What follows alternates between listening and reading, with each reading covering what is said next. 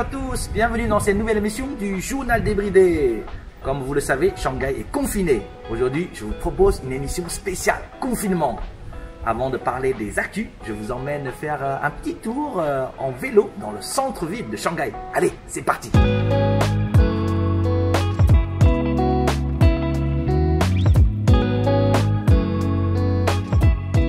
vous pouvez constater que c'est bien vide, tout est vide.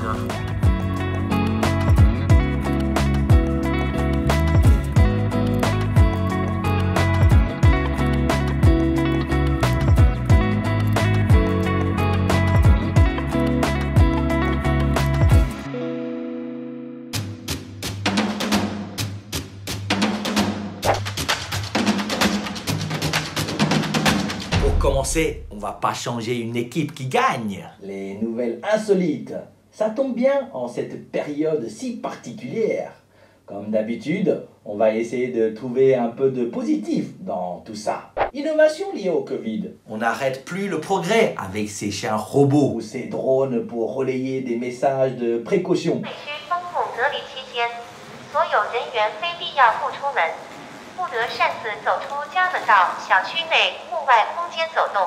Et oui, avec un virus aussi volatile qu'Omicron, il faut prendre toutes les précautions. Regardez comme il est mignon et agile. Ça doit consommer moins en croquettes, mais peut-être plus en électricité. Dans la même lignée, comment faire si votre coursier est bloqué chez lui pour cause de confinement? Meituan, une société de livraison en ligne à domicile, a commencé à mettre en place des voiturettes sans chauffeur. Le tout sans contact. C'est l'avenir. On se croirait un peu dans un film de science-fiction. Pendant les premiers jours du confinement, les restaurants et les magasins étaient fermés. Et il a fallu se résoudre à faire des achats groupés. Mais ça, je vous en parle en détail Sur le bout de la langue. Les résidents comptaient aussi beaucoup sur les donations du gouvernement, contenant des légumes frais tels que les choux, les carottes, les pommes de terre, etc. Pour de nombreux jeunes citadins, c'est devenu un casse-tête. Que faire de tous ces légumes quand on a coutume de manger dehors au quotidien? En tout cas, quand on voit leurs plats cuisinés de telle manière, on se croirait presque dans l'émission Cauchemar en cuisine. Mais pour redonner de la positivité dans tout ça, il y a toujours des gens créatifs qui tentent de s'amuser et nous faire rire. S'il n'est pas impossible d'aller en boîte ou dans les restaurants branchés, pour le moment, rien ne vous empêche de vous mettre sur votre 31 pour sortir faire votre test PCR ou même de vous déguiser. Pour tous les gens créatifs qui n'ont pas nécessairement besoin de jongler entre travail à la maison et école à distance, cela laisse du temps pour nous concocter de chouettes vidéos. Les amateurs de drones s'en sont donnés à cœur joie pour nous montrer des images incroyables de Shanghai au repos total. Regardez ces happenings entre voisins, chacun dans son plus beau costume sur son balcon, ou bien composer des chansons malgré la distance. Un autre aspect positif, on n'a jamais autant côtoyé nos voisins, que ce soit lors des tests PCR ou même dans la résidence, ou dans les groupes d'achat et de collecte. Dans beaucoup de communautés, des volontaires organisent des commandes groupées, livrent les colis aux personnes à mobilité réduite. Certains bénévoles sont parfois capables de parler plusieurs langues, ce qui facilite la communication avec les étrangers à Shanghai.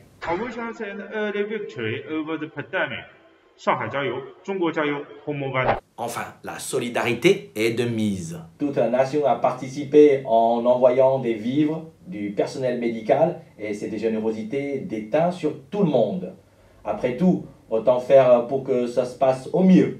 Voilà pourquoi, par exemple, un magasin est resté ouvert au début de la crise, même si les patrons étaient en quarantaine. Ils ont laissé le magasin ouvert et compté sur la bienveillance des clients qui, sous la regard des caméras de surveillance, s'acquittaient de leur dû avant de sortir avec leurs courses. Incroyable, non? Bien sûr, tout cela n'est pas facile à vivre pour beaucoup de monde. Mais nous essayons toujours de rester positifs.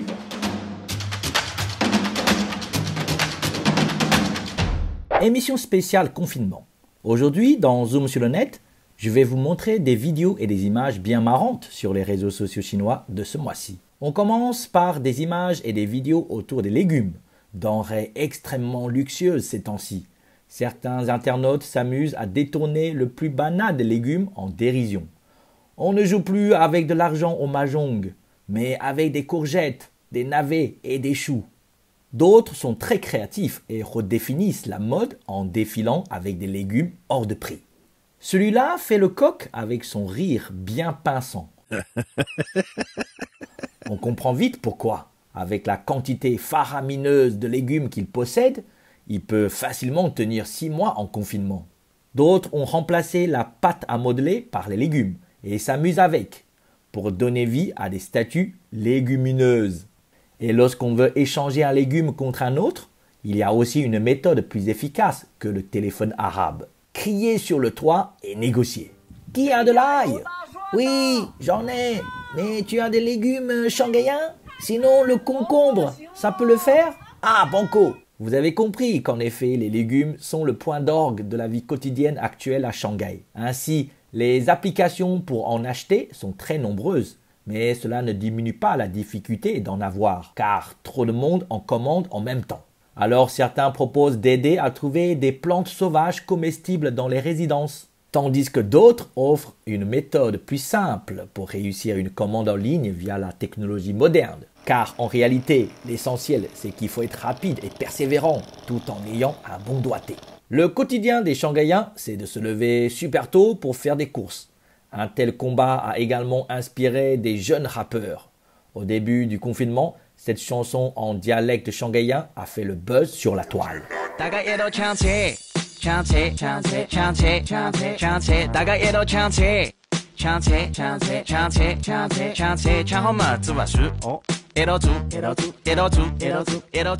Vous l'aurez compris grâce aux paroles.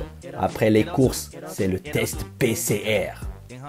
Là, on assiste à différents styles vestimentaires. Côté marrant, c'est qu'on fait le test pour tout le monde. Eh bien, quand je dis tout le monde, c'est bien tout le monde. Après le test PCR, tu restes à la maison. Il y en a qui s'ennuient et ils ont besoin d'entendre les autres. En revanche, la méthode est peu commune.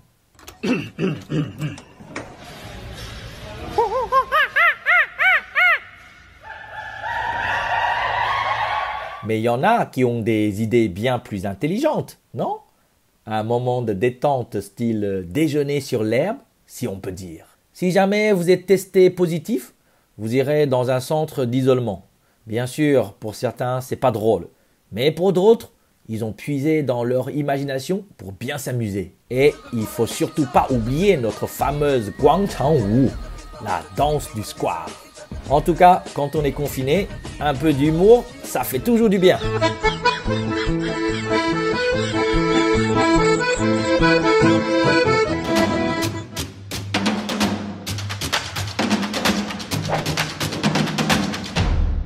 Aujourd'hui, dans Sur le bout de la langue, je vous explique ces mots en chinois qui font partie de notre vie courante. Tout d'abord, la Covid-19. Comment ça se dit en chinois, alors? On n'a pas besoin de batailler sur le masculin ou le féminin. Cela se dit Xinguan Pingdu, Xin, nouveau ou neuf. Guan, quatrième ton, couronne. Ping, maladie, Du, poison. En effet, Pingdu, ensemble, signifie virus. C'est logique, non? Littéralement, Xinguan Pingdu veut dire nouvelle couronne virus. On peut aussi dire Xinguan tout court pour parler de la Covid-19. Ensuite, le mot test PCR. Ça, vous devez bien connaître aussi. D'ailleurs, depuis le confinement, moi, j'en ai fait une bonne douzaine.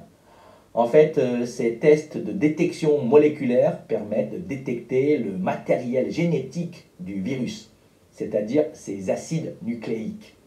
PCR, c'est la technique de détection. Du coup, en chinois, on a traduit ça par He Suan Jiance. He, nucléique. Suan, acide. Jiance, détection, détecter. Zuohesuan, faire des tests. C'est l'expression qu'on entend en ce moment tous les 2 jours à Shanghai. En Chine, les personnes qui vous font des tests PCR sont toujours habillées d'une combinaison blanche de protection. Un nouveau mot est apparu pour les désigner. Tabai, grand blanc. Non, ce n'est pas le bonhomme Michelin. Cette appellation un peu rigolote fait référence à cette combinaison en blanc. C'est marrant, n'est-ce pas? Après le test PCR, on attend le résultat. 2 mots à retenir. Positif, yang, ou négatif, yin. Et oui, vous avez bien entendu, c'est le yin et le yang. Yang représentant la positivité, yin la négativité. Yang, la masculinité, yin, la féminité. D'ailleurs, en chinois, lorsqu'on parle du genre des mots en français, masculin et féminin, on utilise également ces 2 mots. Ça, c'est une petite parenthèse. Comme le mot yang positif est homonyme du mot yang, mouton. D'ailleurs, les jeunes internautes chinois utilisent l'idéogramme et l'émoticône du mouton pour désigner quelqu'un qui est positif. Petit exemple, 我们小区有羊.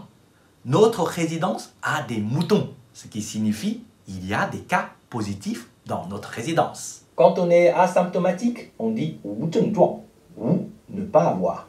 症状, symptôme. C'est le même principe qu'en français.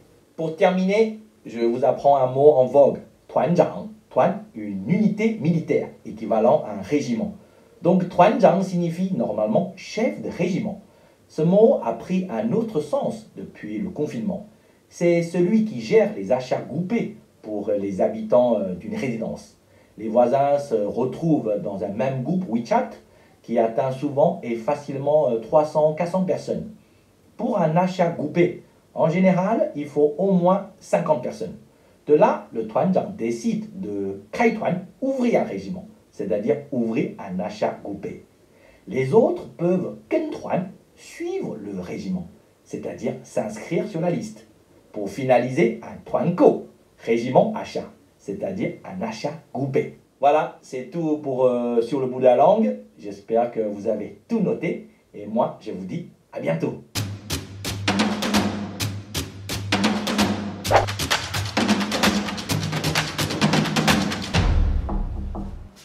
Salut Lisong. Salut Elias, Ça va? ça va bien et toi? Je t'en prie, bienvenue chez moi. Bonjour, je m'appelle Elias Adou, j'ai 26 ans, je suis originaire de Grenoble, je vis en Chine depuis 2017 et je suis freelance consultant en marketing. Elias, est-ce que tu peux raconter un petit peu ta première rencontre avec la Chine? Ma première rencontre avec la Chine, c'était en 2015, lors d'un stage après un BTS commerce international. Et c'était donc ma première fois à Shanghai, en Chine. Et c'était incroyable, puisque c'était pour moi un autre monde, vu que je viens de la province en France, à Grenoble, qui est une petite ville. C'était quand même assez compliqué au début. Et puis petit à petit, j'ai commencé à comprendre comment les gens vivaient en Chine, à Shanghai. Et j'ai appris à aimer cette ville. Quel est ton parcours professionnel? Dès que j'ai obtenu mon BTS, je suis revenu ici 3 mois pour chercher des opportunités, approfondir ma connaissance du chinois et de la culture. Et puis après cela, j'ai ouvert une petite société vente d'e-commerce en ligne en France pendant à peu près 8-9 mois. Et puis j'ai décidé de revenir en Chine été 2017 pour venir m'y installer et rester durablement sur le long terme. Et puis en 2019, j'ai ouvert ma boîte à Shanghai de consulting. Pourquoi as-tu décidé de créer ton entreprise à Shanghai? Parce que je voulais rester à Shanghai, de 1. 2, j'ai ce côté liberté où j'avais pas vraiment envie de trouver un emploi et d'avoir un patron et de faire ce travail quotidien et cette routine. J'étais plus à la recherche d'aventures, de nouvelles expériences et de liberté. Est-ce qu'il y a un mot ou une expression chinoise que tu aimes particulièrement?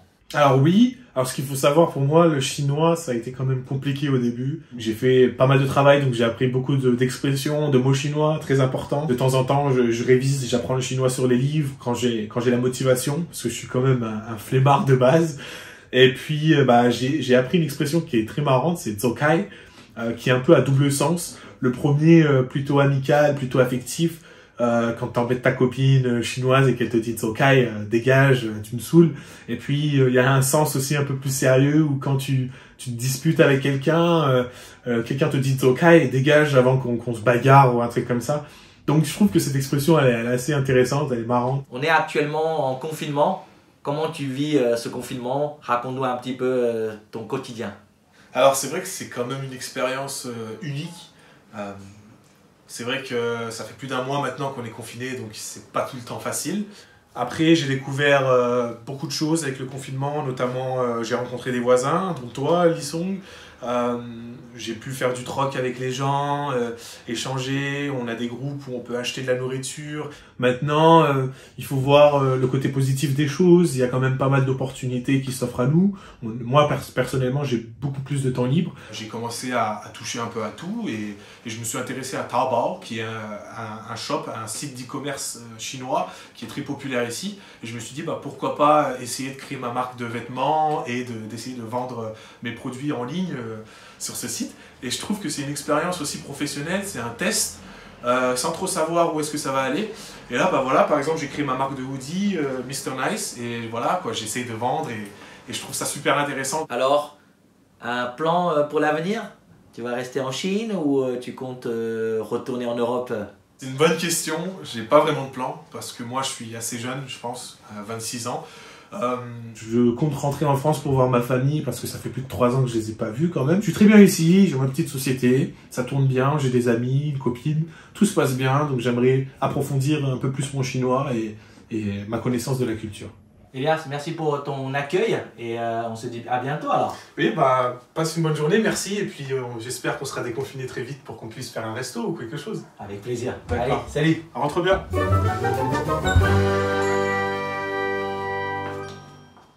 Voilà, c'est déjà la fin de cette émission. J'espère que ça vous a plu. Eh bien moi, je vous donne rendez-vous dans un mois pour une émission déconfinée. Allez, à bientôt.